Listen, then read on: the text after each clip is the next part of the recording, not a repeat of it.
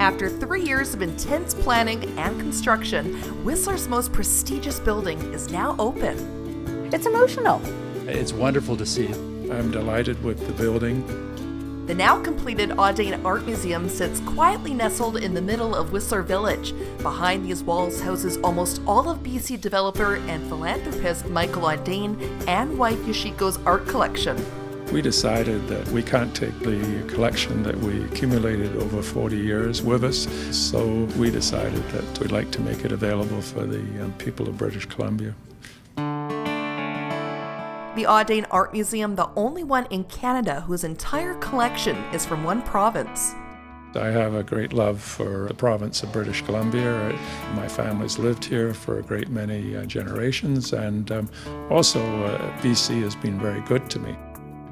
A lot of the work was collected obviously in Canada. The building's architects and builders were also mindful about keeping with the BC theme, clearing only one tree to build it. Its glass-paneled entrance and hemlock wood structure was also used to evoke a natural transition and feel for visitors from the outside in.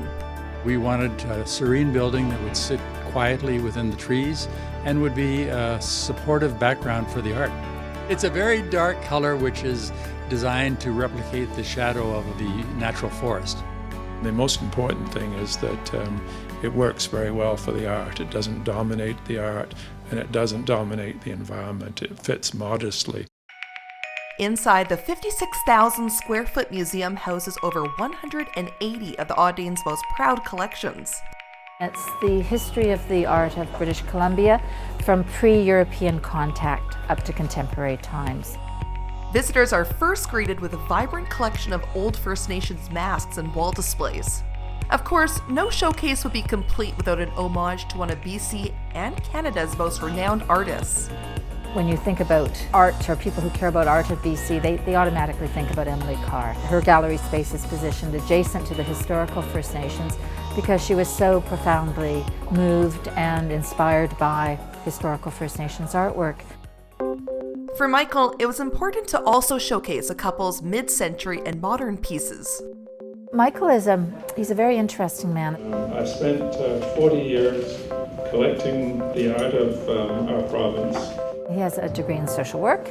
He was a freedom rider in the 60s in the States, in the South. So he has his social conscience.